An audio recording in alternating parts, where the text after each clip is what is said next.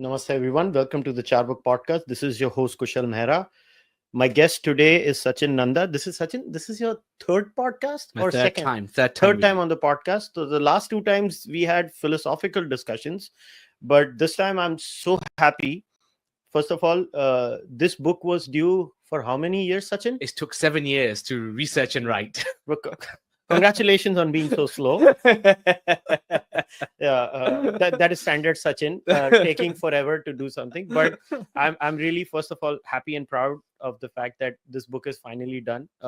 I did read it twice. Brilliant. Twice. Yeah, I did. I You're the first. yeah. So I definitely I loved reading it.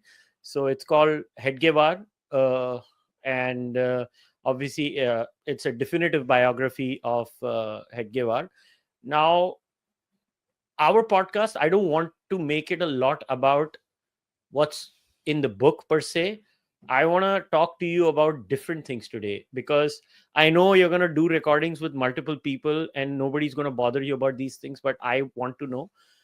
Today we're going to talk about, maybe we'll start somewhere with the methodology, because nobody's going to ask you about the methodology, and I'm interested in the methodology because from what I understand, there is no definitive English language biography of Hedgewar, or am I wrong?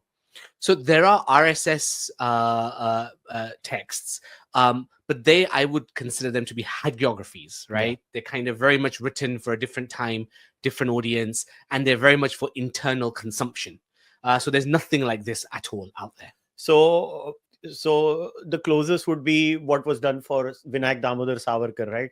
When Savarkar's own friend was basically writing things for Savarkar. Correct. So yes. There is an internal bias at times about I would not, so I'll rephrase myself, not a bias, but the word I'm looking at is probably that RSS people would look at Hedgewar with reverence. Absolutely. Right? Absolutely. Yeah. So all of those texts in English written in the 70s and 80s would have had that reverential language, and they would have written it in a way, or they have written it in a way where they tell you what Hedgewar did without any of the context, because they assume that the reader obviously knows Indian history, they're Hindu, they're Indian, whereas I've written it from the perspective that you may not be Hindu, you may not be Indian, you may not know the RSS, so how do you now contextualize the man and his actions? But also, the book tries to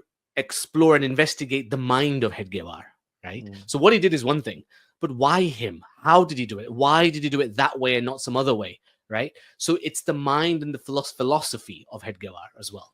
All right, and what are the primary sources we're looking at? Like, what are the sources? Obviously, the writings of Hedgewar are there, or the people who have written about Hedgewar, or did you do a cross analysis of, let's say, people who wrote about Hedgewar, whether they like him or dislike him?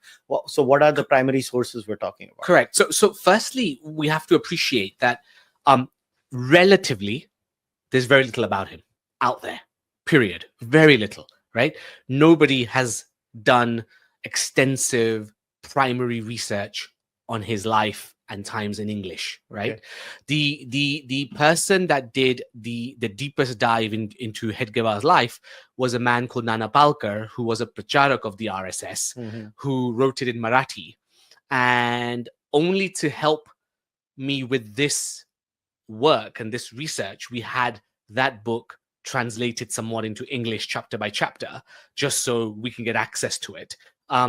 And then there were the original source archives that are scattered in Delhi, Nagpur, right? There's also extensive archives in the British Library. The British were great at keeping everything. So from the British... Even about Hedgewar? Even about Hedgewar. So there's stuff out there in the British Library about him.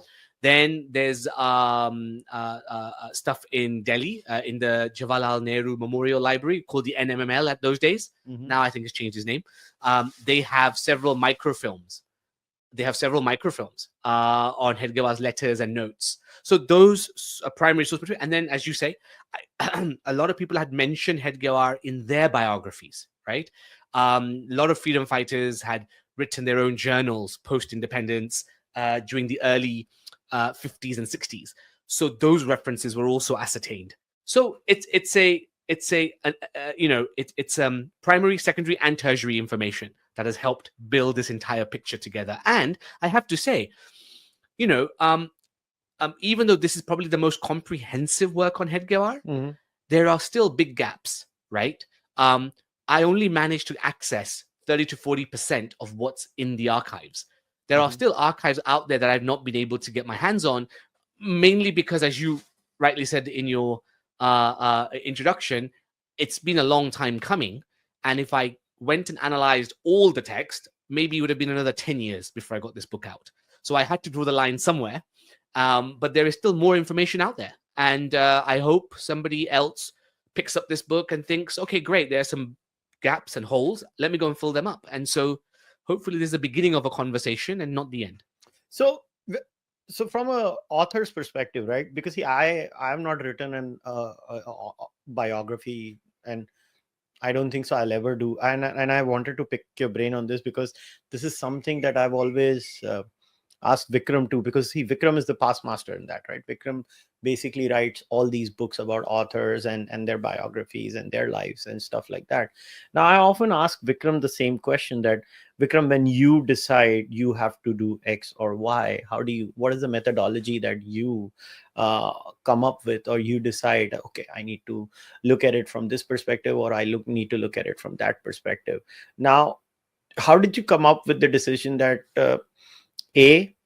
this is the narrative flow? This is not from an ideological perspective. This is from an author's writing style perspective.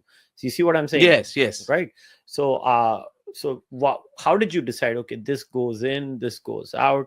Like, what was the primary aim when you were researching? And I know that you were researching for all these years is because we're friends. Now, for me, like with Vikram, he has a very distinct style because see, there is so much information out there about an author, right? At the end of the day, whether we like it or not, even authors are quote mining. And Absolutely. Even people who read authors are quote mining the quote miner. Right. Quite right. It's literally quote mining. So Quite how do you decide that okay, this goes in, this goes out? Yeah, it's a good question. So a couple of things. One is I had some starting material to begin with, right? So one is I had those odd bits of paragraphs or a couple of pages here and there from the Academy, right? And the Academy generally had the same few pages, same few paragraphs over and over again about Hedgewar's life or Hedgewar's intentions, Hedgewar's ideology or philosophy, whatever. And so that was very easy in terms of to grab, capture, and make sense of. Then there was the RSS hagiographies, right? Which, as you say, they were in a reverential tone, right? And so therefore, when someone is reverenced, you know that they've projected certain actions or facts or ideas in a particular angle because it's reverential. So again, I took them, but I took them very skeptically. So my first approach to all this is as a skeptic. Number two, it was that I want to make sense of why he did what he did, right? Why him and nobody else? Why him and how did he do it, right? And what triggered him to do it? So what were the forces around him? I'm a realist, so in the sense that every human being is made up of the influences and experience that one has. So I wanted to really contextualize and understand his experiences. Therefore, how would they shape his mind and his personality? Like the trauma he experiences, how does that trauma reflect in his ideology, in his philosophy, in his actions later on in life? So I investigate a lot of that. That is some really practical things. So for example, I got a map of Nagpur from 1902 in the British Library. Wow. I came to Nagpur here in India. This is 2017. And so I had Google Maps on one hand. I had the map of Nagpur from 1902 in the other. And I literally walked the streets that were there in 1902, which is the streets that Hedgewar would have walked down, right? So there were certain stories, certain narratives that were already out there where he lived, where he went to school. We knew those things. Where he went swimming with his friends after school. That lake is still there. So I actually did the walk, right? So for example, I discovered that the school he went to is right now a zoo. right? Wow. Yeah. So, and then even little things like, for example, we know that the actual mandir is gone, but there used to be a Hanuman mandir where they used to play certain rough and tumble games, which I describe. And we know they went up there. Now, the temple's gone, but the place where he and his friends used to play these games, that place is still there, right? It's just on the hills of Nagpur. So I went to visit him. So I could see the fauna, I could see the vegetation, I could feel the climate, right? So you begin so I also immersed myself in some of those areas, right? In some of those things. So my aim is to try and bring him to life. And I wanted to, the book is written in a particular way, Kushal, that I want the reader to be seeing India through the eyes of Hedgewar, as he would have seen it. For example, in his early stage of his life, Indian society was pretty decrepit, right? He could see, and he writes about it later, but he could see the unfairness towards women, the unfairness towards the poor, right? The issues with caste. So all of these things, and the poverty and the illiteracy that he would have experienced all around him. So I try and get the reader to see the world through the protagonist's eyes, because only then you can make sense of why he may have done what he did, for better or ill. Yeah, and one unique thing that I find is that the entire discourse around the Rashtriya Swayamsevak Sangh, right, has an overemphasis, and correct me if you think it is wrong, in the pop culture imagination, the loose imagination of the political landscape, is all Golwalkar. It's all about Guru Golwalkar. I'm not saying it's a good thing or a bad thing before people misunderstand me. I'm just saying it looks like that. Now, when the standard criticisms of RSS come, it's usually a bunch of thoughts written by Guru Golwalkar. You never listen about analysis of Balasaheb Devras, Raju Bhaiya.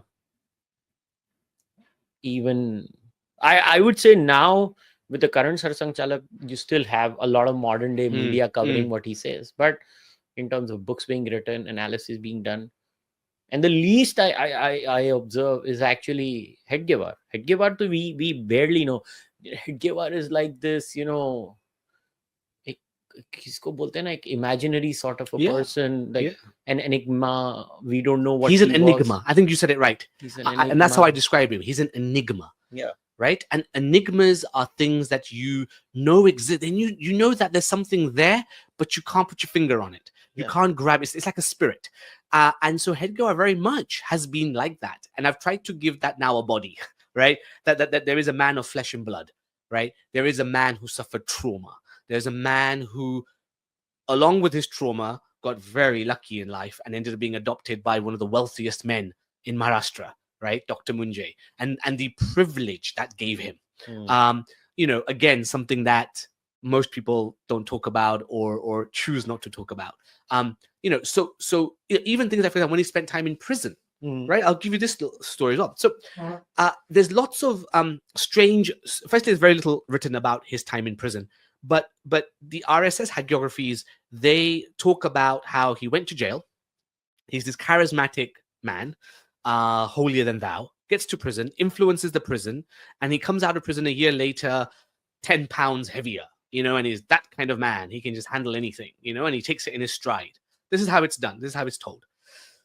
When I did the research, I found two things. One, I found a video in the British Library of the same prison that Hedgewar spent a year in 1921, this black and white video without sound that the British took in 1917 of the same prison. And it shows you the daily life of a prisoner in that prison. Oh, wow. What they dressed as, how they were treated, how they were disciplined, what they ate, when they ate, everything is in that video. So I got that video, which is only 5 years previously, 4 years prior to when Hedgewar himself would have been in that prison. And I also saw in that video the differences between how they treated political prisoners and how they treated the other prisoners. Now, Hedgewar, when he was arrested and sent to jail, he was a political prisoner. So he could have had his own cell, he could have had his own toilet, and he could have had books to read, and it would have been a very different experience. Like Nehru's time in prison, yes, it was confinement, but it was kind of not the kind of prison you and I He had might think. privileges. He had privileges, right? So did Gandhi, so did everybody else. Hedgewar chooses not to have those privileges, and he chooses to be with the commoner. Now, to be with the commoner, this video shows you what happens to the commoner. And you can definitely see why after 1921, Hedgewar's health begins to slide downhill slowly, because of what happens in that prison. It's tough. It's grueling. They basically abuse prisoners and they class it as discipline. You know, and that year in prison for Hedgewar was most certainly a defining year in so many ways. And I spend a lot of time. I spend a whole chapter of him being in prison because I think it's pivotal. And so these things are totally missed out. But the research I had to do was, this is how I had to go back into the past and really bring out the nuances of these things and how it could shape a man. Yeah, but what I found particularly interesting is the way Hedgewar looked at the British and how much of a role, like you in the first few chapters, you talk about the famines and stuff like that, and what kind of a role that has. And you also mention Lokmanya Tilak. Now we are recording this in Maharashtra, and Tilak is, you know, a colossal, you know, a giant hero, not just in the obviously in the Indian identity, but in Maharashtra, you know, he means a lot for people who are born and raised here. Now, what I find very interesting again is the insistence of learning English language that you talk about. Now, what do you think it helps in that time to an average Indian? Because in the sense that it gives you access to other literature, or what influence does it have? See, couple of things. In any civilization, in any society, the language of the court, access to the language of the court gives you privilege, right? It gives you access to the court. It gives you access both intellectually, but also physically. And in India, it was no different. English was the language of the court, right? It was the language of the East India Company and then the Raj. And in Hedgewar's time, only 10% of males were literate in any language, right? Of which only 2% or 3% could read and write in English, right? So Hedgewar goes from this kind of boy who learned Marathi, right? And then suddenly ends up in an English medium school. And suddenly he is learning not just English, by the way, because once he gets adopted by Munjay, he's learning the Queen's English or the King's English, right? And when Hedgewar spoke, and I don't think people appreciate this, when Hedgewar spoke in English, he spoke in the most immaculate English you can think of. Some of the transcripts that he said in the courts when he defended himself later on, like, you can see the English he spoke, because Munjay would have spoken that Sashi Tharoor kind of English, you know? And so these are, you know, English gave you great privilege and great access in those times. And it immediately differentiated you from the rest of the hubbub. You immediately became elite if you could speak, read, and write in English, right? And of course, the second thing is, as you rightly said, it gave you access to a global pool of information. Yeah, right? because you quote Nietzsche and Voltaire over there, and you talk about how he used to read other literatures. Now, I'll tell you why I started over here is because at the end of the day, if somebody was to ask you what were the prime intellectual influences on Hedgewar that you understood from your extensive research, obviously I understand Swami Vivekananda is mentioned. I know you specifically mentioned Swami Vivekananda and that bit where you talk about Swami Vivekananda's abhorrence to the caste system.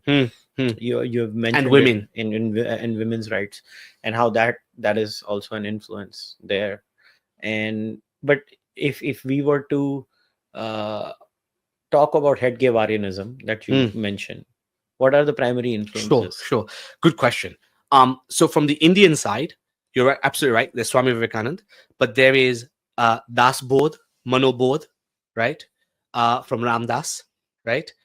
So Das Bodh and Mano Bodh, he had totally internalized, by the way. He even on his deathbed, he could recite and recollect aphorisms and quotes from the Das Bodh and Mano Bodh. So these are huge influences on him. For those who don't know, Ramdas is the guru of Chhatrapati Shivaji Maharaj. Correct. Yes, that's right. Then the life and times of Shivaji would have been a big influence on him. Then later on, Aurobindo Ghosh was a big influence on him, which again often gets understated. And of course, he would have grown up in that working class Brahmin Karmakan family, so he would have known shlokas from the Vedas. He would have known some bits and bobs from the Simritis, and that would have just been a part of his life. He'd have just breathed that into everyday life. The other side is that in his teens, he picks up Nietzsche. He picks up the Greek philosophers. He picks up Marx. He knew Marx inside out. He would have come across Voltaire. And so he loves all this, by the way. He doesn't just read it with a critical mind. He actually admires and loves some of this stuff. Like Mazzini would have been a big influence on him. So he was a fusion. By the time he was a late teenager going to university, he was an absolute fusion intellectually of classical Indian texts and I would say Enlightenment and European philosophy. He would have been a fusion of both. Then when he gets to Calcutta, for the first time, he would have actually seen lots and lots and lots of white people. I don't think most Indians appreciate, but if you were living in Hedgewar's time, most Indians never saw a white person in their entire life. And that should sit with people. Imagine being ruled by a group that you never saw. That's why in the book I call them the Leviathan.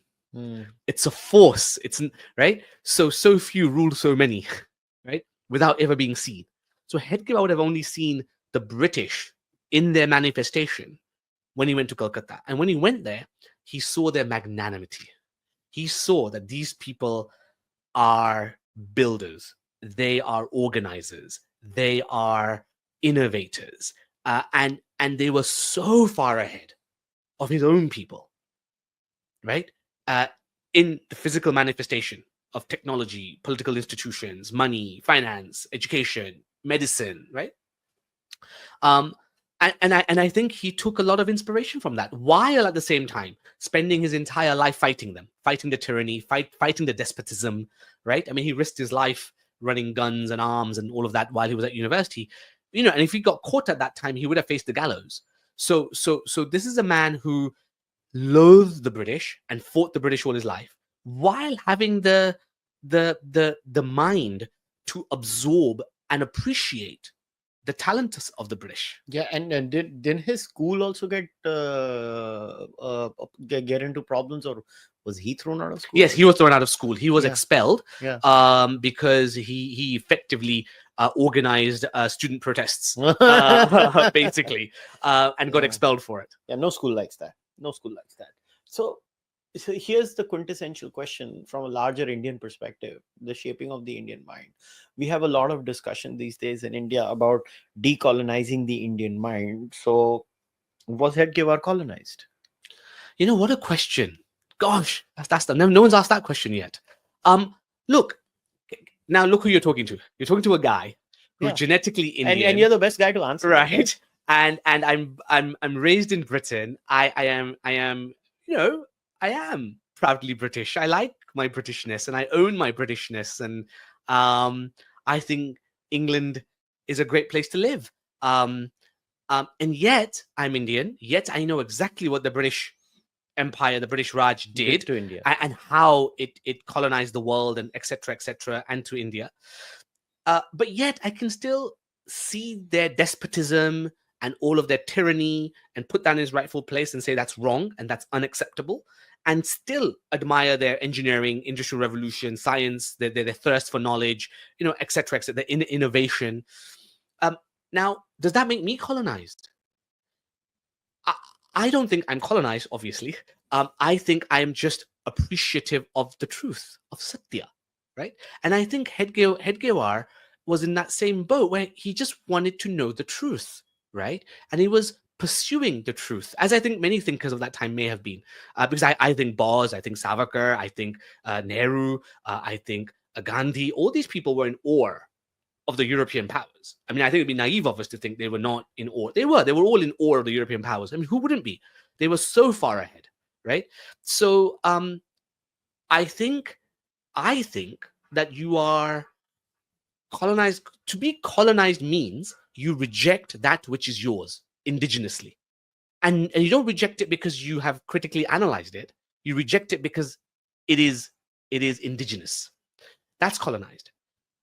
Hedgewar clearly didn't do that. He clearly adopted a lot of Indian texts and philosophy and way of life. And I mean, look at the creation he created, right? So as they say, the taste is in the eating. When you see the RSS, nobody can say they are rejecting Indian things lock, stock, and barrel and adopting only Western stuff. But if you look at Hedgewar, yeah, I think he could use Vivek, discrimination, to say caste, bad, class, bad, creed, bad, right? Poverty, bad, women's condition, and especially of widows, bad, right? Now, whether that was Hindu, Muslim, Christian, it didn't matter to him. These were bad things in society that had to be removed. End of story. At the same time, he would look at the British and go, well, they're colonizers, they are tyrants, they are despots, and they are not building the railways and the courts and all that to be nice to the Indians. They're doing it to suppress and oppress the Indians. He was also very familiar with Macaulay's Minute, as I also quoted the whole page. thing, because I think it's important to quote the whole thing. And he would have known it, that actually, the British are creating a middle tier between themselves and the masses by creating a English Indian. He was aware of that, right? So I think he was quite nuanced. And I also think people like Bose or Savarkar or Gandhi or Nehru were also nuanced in that respect. I don't think they were necessarily colonized. And I don't think that's right. Some may have been more colonized than others. It's a spectrum. But certainly from a Hedgewarian perspective, I don't think so. See, people often confuse being colonized with being mildly anglicized. Now, in my view, human beings don't exist in isolation. For example, let's say you are an Indian who was born in the 14th century, 15th century. It's impossible that you will not be exposed to the works of Muslim travelers, Buddhist travelers from China, or Chinese travelers who were not Buddhist, Confucian, Taoist, or stuff like that. It's impossible that Greek philosophers did not have any influence on India. So I find it very interesting that this entire discourse in India, and it's very important, and this is my defense of, all these figures that you've just mentioned, whether it's Gandhi, whether it's Bose, whether it's Hedgewar, whether it's anyone, or the RSS.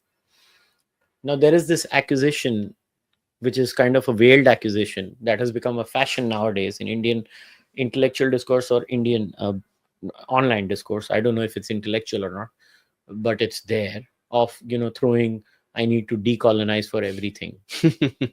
And I think it's a fashion statement, a bit of a fashion statement, because they don't know what coloniality as such is. Because if the Greeks came here and they got the zodiac sign system and many other things with them, and then the Indians end up writing the first book, which is called the Yavana Jataka, were those Indians colonized? Were they colonized? It's a question that you need to ask yourself.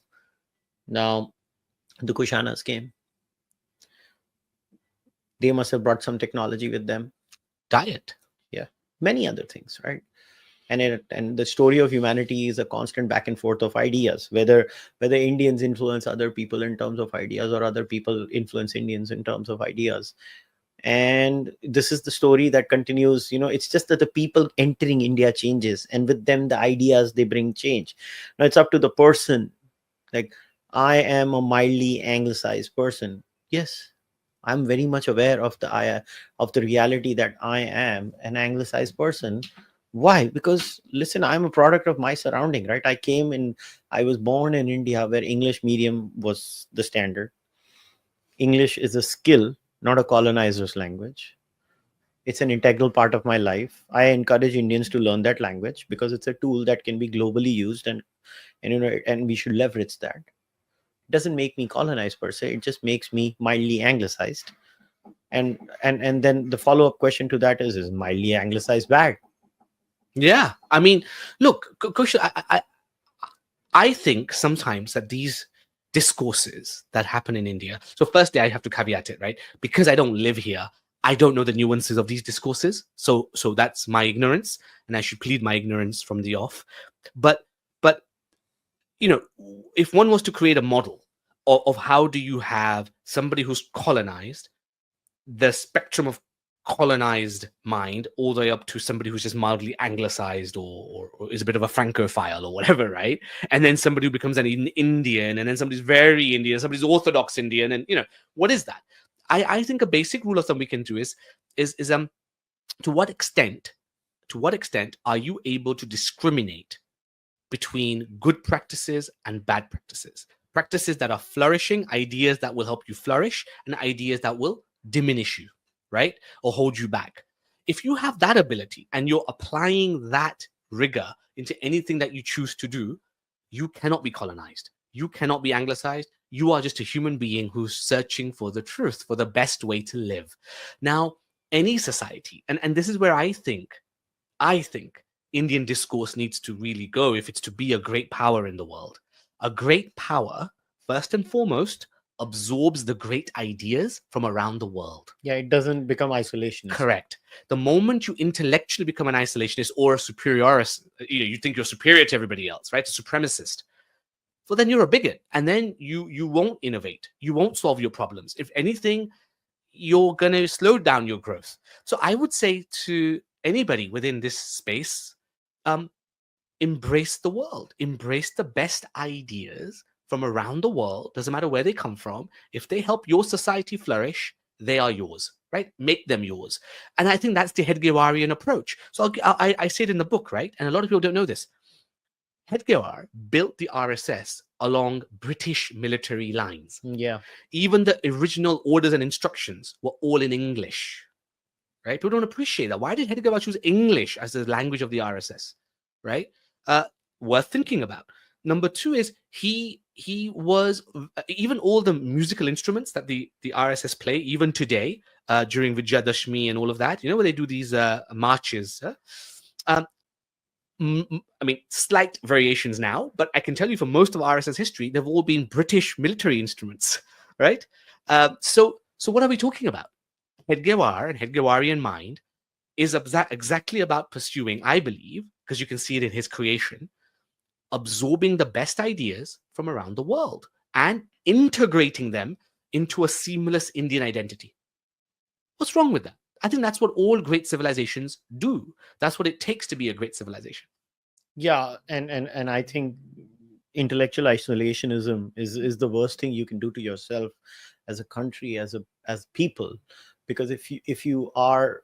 And India did do that, right? Yeah. India's already had a history of doing that, where they said you shouldn't go outside, you shouldn't cross the seas. Yeah, so all of this sort of stuff. Yeah, right? The 7 shackles that Savarkar talks about. So one of the shackles is Samudrabandi, and that has been my grouse as such when it comes to Indian intellectual development and Indian intellectual thought, is that isolationism is celebrated.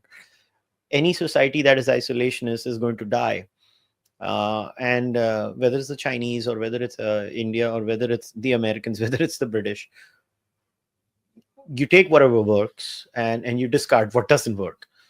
Sometimes you take a lot of things that you realize, oh my God, this is not working, and it takes some time, right? You just have to use something at times, and obviously the next generations benefit from your experimentations, and which takes us to the next step, which is, now there was the Hindu Mahasabha thought.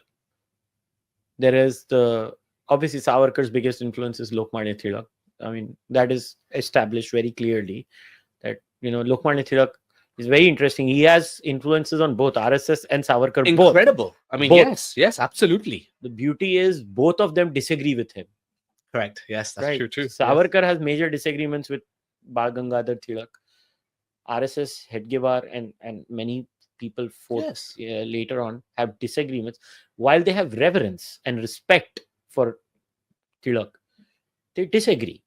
and they're very fine. And the beauty is that these people were fine with disagreement, unlike the followers today of, if you say, oh, this person disagrees or that person disagrees, somebody might just throw a hissy fit, I feel at times.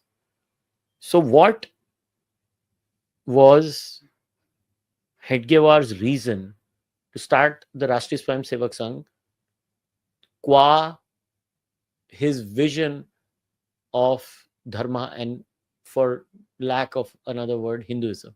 Yeah. Can I just unpick something you just said? So I think this is something really powerful. This ability to disagree with someone and still hold them in reverence. I think we underplay that at our own peril. It's a losing art, right? But I think we should emphasize that. So Yeah. I'll give you an example of Hedgewar. And this is not controversial, but people will take it as controversial. I know it. So you're going to get a lot of hate mail. It's your podcast. Hedgewar and Savarkar, Vinayak Savarkar, were not best of friends. Yeah, They were not, right?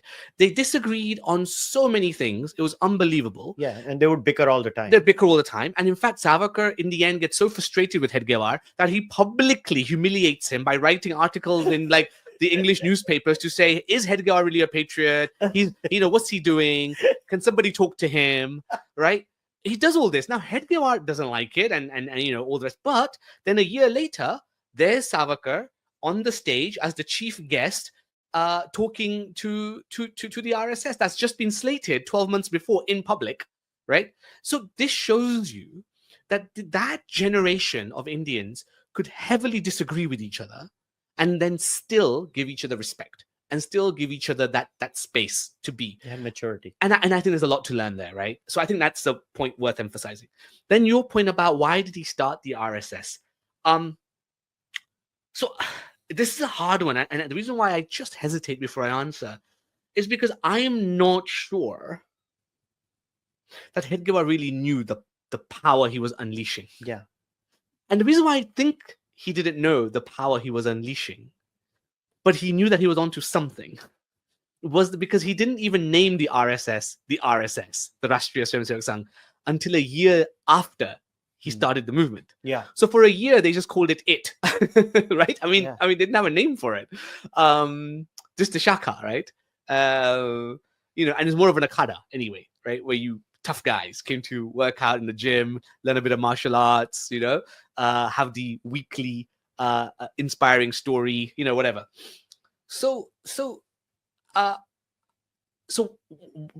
answer that question, why did he start? I think it's problematic to answer it in that way because I don't think he knew exactly what he was starting. He knew he was onto something big, but I don't think he appreciated the scale of what he was about to unleash, right? I think he was the medium through which something that was necessary in those times took effect, right? Mm-hmm. So let me just explain that a little bit. I'll unpack that. So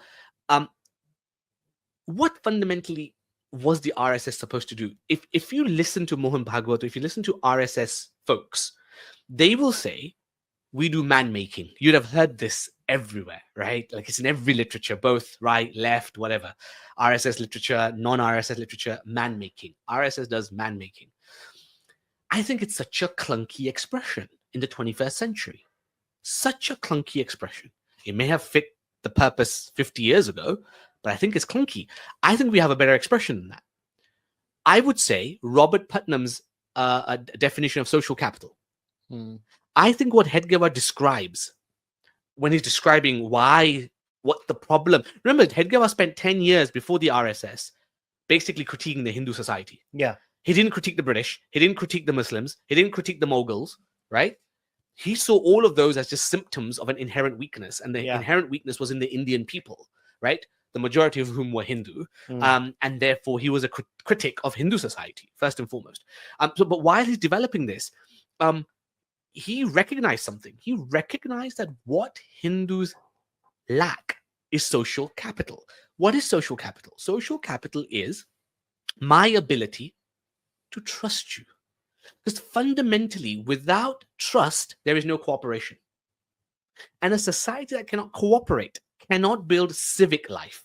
They cannot build civic instruments, civic organizations, right? And if you can't build that, you cannot have a functioning, healthy democracy. You cannot have a healthy, functioning society. And what he saw that happened to Hindu society with the fossilization of caste and class was that effectively Hindus, if they had any social capital at all, it was locked strictly in caste, creed, or class. It was all pocketed and therefore fragmented. Fragmented. What, again, a clunky word, disunited.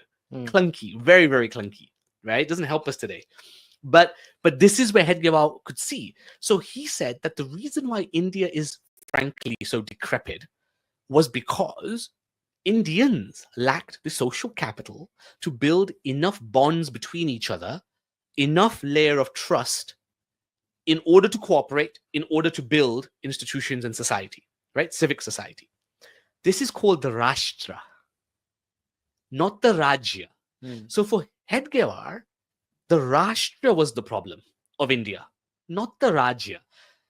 Everybody else, Nehru, Gandhi, Bose, Savarkar, Tilak, Munjay, you name them, all of them were obsessed with the Rajya. They thought you capture the state, and then with the state in your hands, you can then change the society. Yeah, they had a very top-down vision. Correct. While Gandhi talks about Swarajya, but Gandhi's solutions were very top-down. Very top-down, right? That's what I noticed. The RSS is the only bottom-up organization. And so Hedgewarian thought starts, and he does transition. He wasn't born like this. He transitions from an angry revolutionary into a political nationalist, into a cultural nationalist. So the RSS is designed to build social capital first and foremost, right? It's designed to build bonds of trust, bonds of cooperation, pointed towards building civic organizations, civic institutions. Why? Because that is the fabric of a Rashtra. And so hence the Rashtriya Swayamsevak Sangh, which only comes a year later, the name. Therefore, I think Hedgewar didn't quite know what he was unleashing, but he knew the problem. And so he was experimenting, he was tinkering, he was like a scientist, right? Let me try this a bit, let me try that a bit, let me figure this out. It wasn't a guy who sat under a tree one day inspired and he just did it. It took time, right? So when he then names it, and he consciously names it the Rashtriya Swayamsevak Sangh, not the Rajya Swayamsevak Sangh, the Rashtriya Swayamsevak Sangh.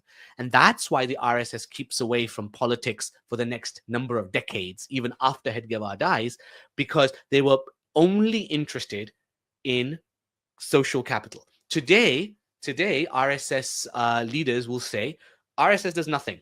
We only do man-making, we only run shakas, right? That's what you hear them say. Well, what is that? That's this, that the strength of the society is on how strong these individual bonds are of cooperation and trust. Basically, they're building social contracts. Correct, right? But it's at that deep interwoven level. They are building social contracts in a decentralized way. Correct. Or at scale. At scale, massive scale, right? Now that makes them incredibly unique. And what holds the RSS together, right, is totally decentralized. I know in popular imagination, they think the Sir Sangchalak sits on a big throne with lots of buttons, and he presses a button and everything happens around him, and he's like a big Star Trek captain. It's not, right? The more you study Hedgewar, the more you study the RSS, you discover it's incredibly decentralized, right? There is no way there is a centralized top-down. That's why they don't have a media cell too. They don't have because who are you talking on behalf? Right? Each cell is autonomous. Yeah. Each node is autonomous. Yeah. That node serves that community and builds social capital in that community. Yeah. Right? Now, so then the question becomes, well, hold on a second. How do all these nodes interact with each other then? Right? All these 70,000 shakas or centers of nodes, social capital as I call it. How do they all communicate? Here is something powerful that, again, Hedgewar creates and nobody else picks up on. The Pracharak order. I write about this in the book at some length because in popular dialogue today in India, the Pracharak is described as a full-time volunteer. I mean, what a joke. Yeah. Really? That's a euphemism at best, or just downright inaccurate at worst, right? The Pracharak order, and I call it an order because it is an order. It has rules. You take a vow. You don't own anything. You don't have a home. You're meant to be totally dependent on the society, right, for your livelihood. And you are meant to be single-minded about social capital, about mission, about building shakas, about building these social bonds, right? And these pracharaks are the people that go around connecting these social nodes, right? They don't control any of them, by the way, because a pracharak is not meant to have any executive power.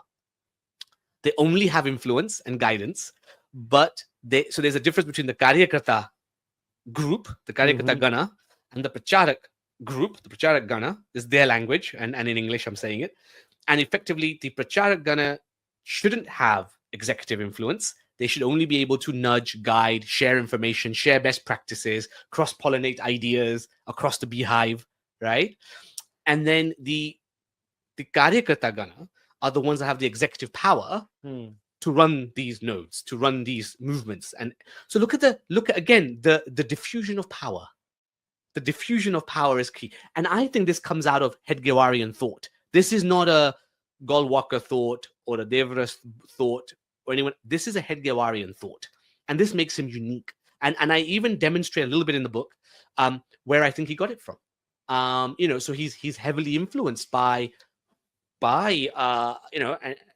likes of Ramdas and how he explains power and how he explains society, but he's also equally takes the warning of Voltaire against patriotism very seriously. Voltaire warns Europe, but he warns the world, if you read Voltaire, that patriotism ultimately leads you to in-groups and out-groups. And when you have in-groups and out-groups everywhere, you're going to have conflict. It's inevitable. Patriotism, taken to its eventual ending, leads you to conflict.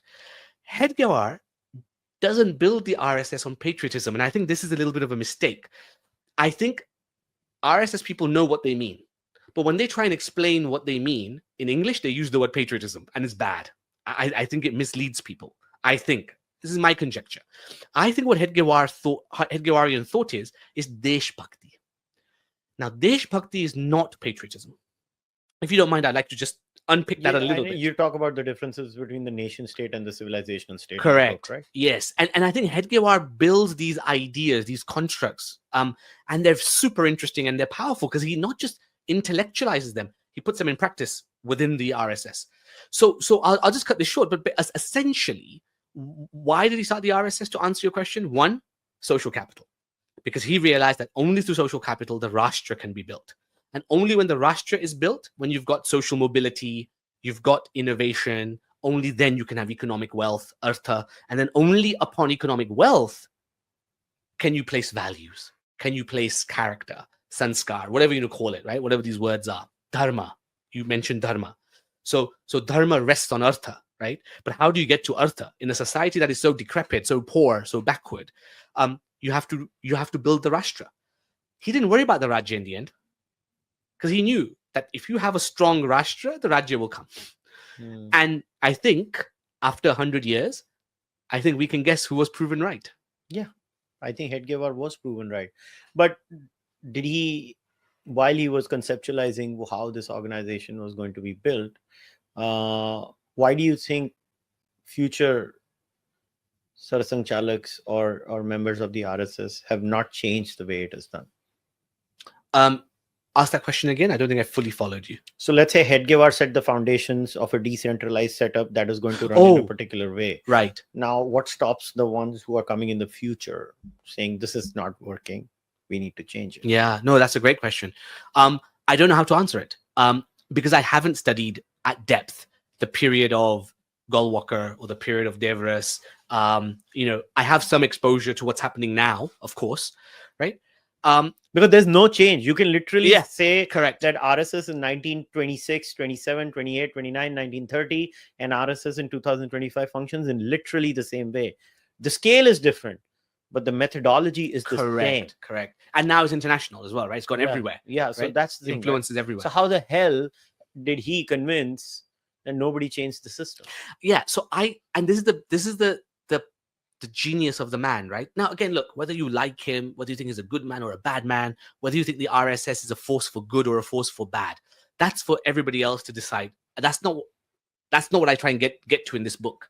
I don't claim that it's a good force or a bad force, but what I do say, and I use this frame, and I mean it in the literal English sense, he is a militant genius.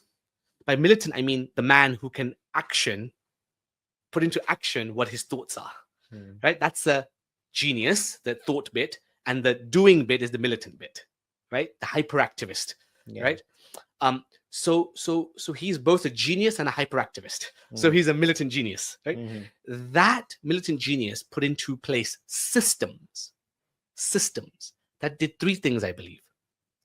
One, it incentivized the individual, right?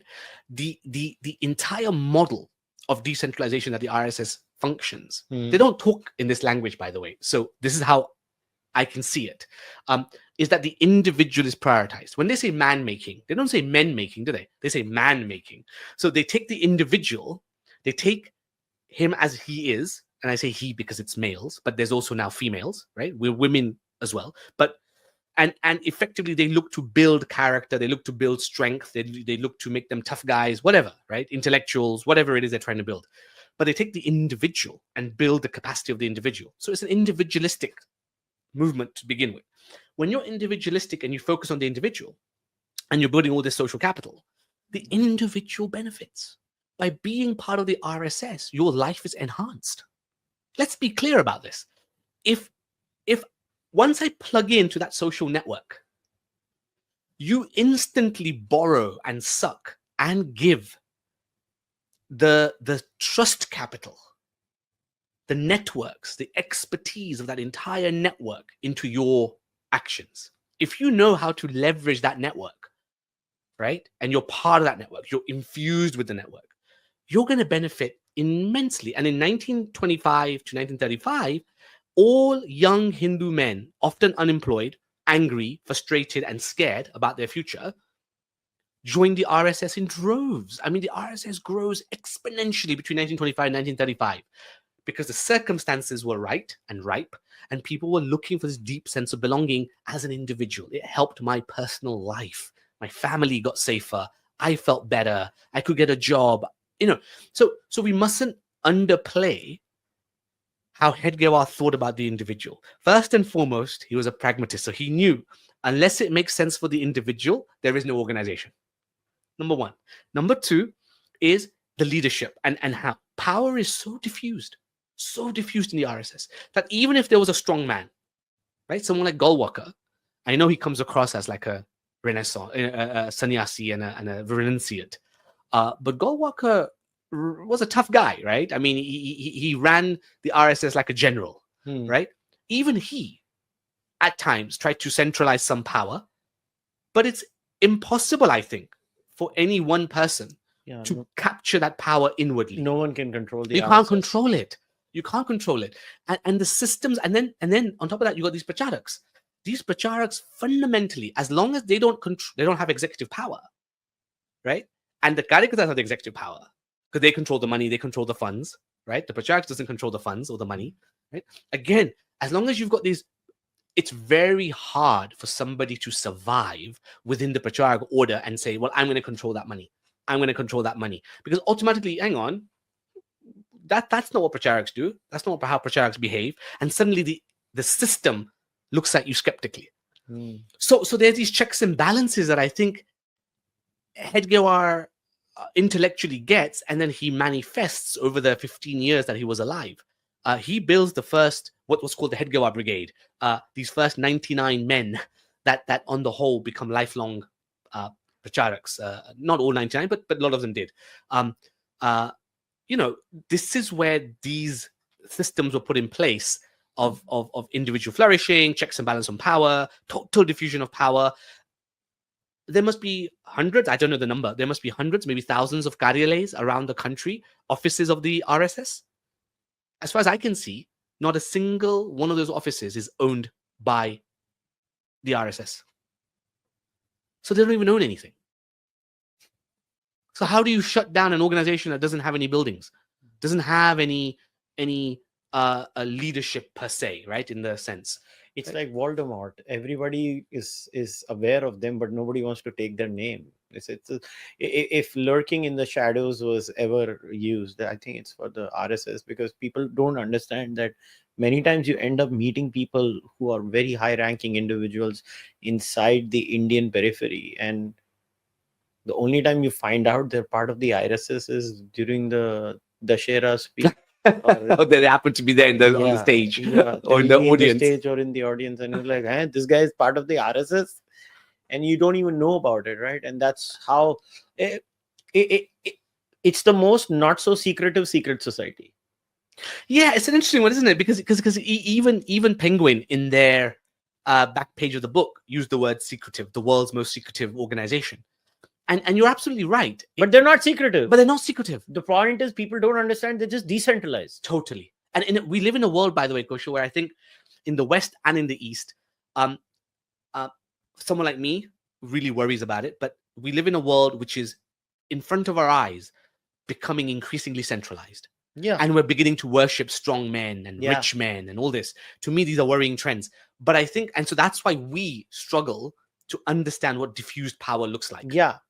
Right? And this was diffused power. The RSS is diffused power. So we don't understand it. What we do is we try and reimagine the RSS in our own image. Yeah, and in fact, what people don't realize is one of the biggest reasons that the BJP, beyond a point, no matter how many strongmen try to control the BJP, why they eventually go back to the baseline where a guy who is from the absolute bottom, like Narendra Damodar Das Modi, could come to the top and become the prime minister, or Atal Bihari Vajpayee, is because of the RSS. The RSS does not control the BJP. Right, and both men were pracharaks. Yeah. Right? Before they joined the BJP, they're both pracharaks. But because the supply line is so deeply influenced by the RSS that the BJP is so dependent on them, and when you're dependent on a decentralized organization, even the BJP becomes, people from the bottom suddenly come to the top and they're politically relevant. So while they are there and their market value is high, things are going well. But the moment the market crashes, things don't go all right for the BJP because somebody else comes in, because the RSS has built that system that they have that, not the entire effect, but they do have a cascading effect even on the Bharatiya Janata Party. And just on that, Kushal, I think you bring this up point. Do you mind if I interject just quickly here? Sure. Because I think it'll help the viewers understand this difference between cultural nationalism and political nationalism. So I would say that the BJP is it pursues political nationalism. It is a politically nationalist organization. They are obsessed about the Rajya. They're obsessed about the Rajya. They want to use the Rajya to do whatever they want to do. And it's the RSS job to remind them there is a Rashtra. Correct. And so the RSS is the Rashtra. It's a cultural nationalist organization. And because for Hedgewar and Hedgewarian thought, the Rashtra is real, the Rajya is imaginary. That means the Rashtra will always discipline, pull back, check, balance the Rajya, not the other way around. Yeah. And Indian society, I believe, since Nehru, since the British actually, so the British created the Rajya for a specific intent to extract wealth from the people and send it back to London. That's what the East India Company was doing, right? It was there to make money and extract wealth. I think the Imperial Raj kind of did the same thing. But when the white masters left, the brown masters took over the same bureaucracy in the same structure.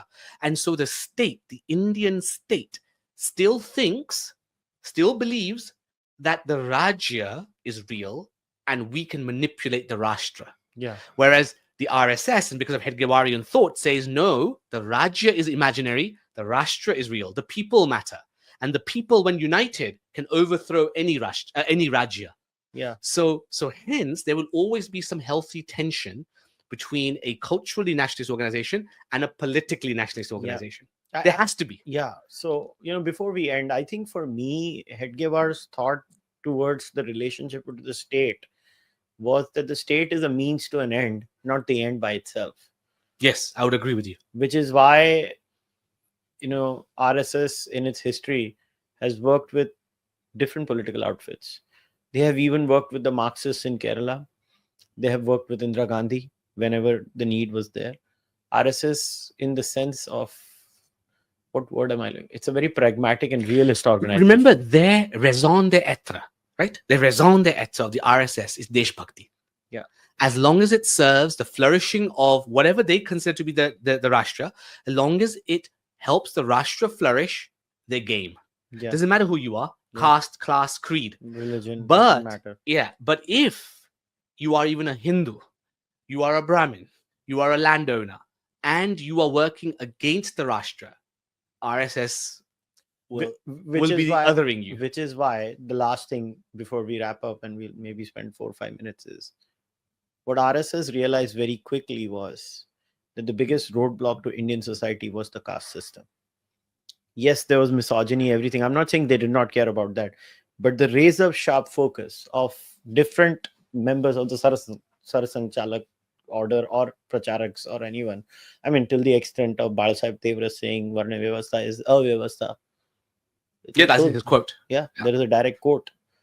It just shows that they understood what ails Indian society. And if you want to build social capital, the biggest impediment in building social capital is this Jati Pratha. And for us to win as a society, for us here equal to Indians, because even Muslims have Jati Pratha in India, Christians have Jati Pratha in India, everybody has Jati Pratha in India. This system, this Avyavastha, literally has to die. And that's the only thing RSS overtly works to destroy, albeit in a more, I would say, docile manner compared to a Savarkar who was just like, take the hammer and just smash it. Like, this is why Savarkar did not like them, right? Right. And you know what the difference is? One is evolutionary, the other is revolutionary. Yeah, I mean, Hedgewar abandoned the revolutionary thought. Yeah, RSS believes in gradualism. Correct. Yeah. Because you have to take everybody with you, right? You have to take everybody with you. And that's that social capital again. You can't just leave one group behind because they're slow or because they're other. You can't other them. All Indians are ultimately part of this process. If I may, before we end, I just want to say something really interesting that I think, if I was a betting man, I think as the language people use is as Hindu society consolidates, right? You must have heard this. I hear it all the time over here. Actually, what's going on and what that represents in my thinking and what I think Hedgewar's thought of being is now there is enough social capital amongst a lot of these Hindus, right? So you've got this bonded capital now. At some point, and maybe it's already started, I don't know. But at some point, I suspect the RSS is just going to go hell for leather and start absorbing people of all classes, of all creeds, of all religions. I think that's going, I believe so. Because if you project Hedgewarian thought far enough, it has to be able to absorb the entire diversity of Indianness. And I'm afraid Indianness has 250 million Muslims, right? So I think if you expand Hedgewarian thought, then Muslims, Christians, Sikhs, Buddhists, Jains, everybody can be part parcel of Indianness, the Rashtra, and therefore the RSS will build those bridges or is building those bridges. I don't know. But I can see that extrapolation happening. And furthermore, what that means is that the line is not on religion. The line is not on creed or language or caste or class. It's on Deshbhakti. Yeah, I think that is true. And everything happens in a gradual speed when it comes to the Rashtriya Swayamsevak Sangh. So people who, tend to get frustrated with their style of working, which could be Savarkar, could be one of them. There are many others who get frustrated with the way, it's like I have met so many pracharaks in my life, and I just look at them and I'm like, how does this person have so much patience? Like, I am a very impatient person. I get fidgety and stuff. Like, how the hell does this person have a single-minded focus that the only quality that I need is patience? And they have that standard line. If you ever talk to, and I know you mention it in the book also, sabko saath mein leke chalna padta hai. It's a famous line. Every RSS person I meet, they use this line. And honestly, that is the essence of the RSS. I was very glad that you mentioned that in the book, and you quoted it directly. That line itself, "Sabko saath mein leke chalna padta hai." Every time I get frustrated, like there are times I'll call Sharda ji, right? I'll call him, like, "Sir, ye kya ho raha hai?" "Arey beta, sabko saath mein leke chalna." and you call anyone in the RSS, and they'll give you this line. Sabko So we've had the same experience, huh? Yeah, so because you get frustrated, right? Arey yaar, why is this needed? सबको साथ में लेके चलेगा. I think that's the quintessential essence, and which is why people don't realize. I think the left doesn't realize in India. They misunderstand Or the the right. RSS. I don't think the right Yeah, understands. nobody understands the RSS, and which is why RSS people, they just sit in the corner, then the more kind of like, हाँ तुम लगे रहो, हम तो हमारा काम कर रहे हैं, is kind of a thing. But Sachin, this was a wonderful book, and I say this not because you're my friend or anything. I really enjoyed reading it. It is very well written. It's easy to absorb. So hopefully, you keep writing such books, and all the best. Thank you so much, and thank you for having me. Yeah. So guys, before we wrap up, once again, I just want to remind all of you that in the description of the podcast, there'll be a link to buy the book. Click the link, buy this book. I'll probably place this book in the pantheon of some of the most important books that I have read. Just like when I said, when Vikram wrote his book on Savarkar, I think it was one of the most important contributions to Indian society. Sachin, writing this book on Hedgewar will actually give you insight into the foundational principles of the Rashtriya Swayamsevak Sangh. The reason I did not pick tidbits from the book is otherwise, why would you read it? So, I was talking around it. I did not, pick. Normally, my style is I start quoting things in the book, but this time I stayed away from it, although I had read it twice. I want you to seriously read this book, and maybe as a project, you should do a cross-examination with Savarkar, Vikram Sampath, and Hedgewar by Sachin Nandha. Then you will understand two distinct approaches: the hammer approach of Vinayak Damodar Savarkar, and the Hedgewarian approach is like, all the crumbs that were fallen after Savarkar hit people with the hammer. We will pick all those crumbs and we will work with them and we will take them. Because सबको साथ में लेके चलना चाहिए. I think this book will make you realize the RSS mind in a very good way, and maybe you will appreciate it. So I will leave you guys with that thought. Keep that in mind when you're reading this book. Have an open mind, like the RSS has an open mind. That is the most important thing. And you guys know the drill. If you want to support the Cārvāka podcast, this podcast runs on members only.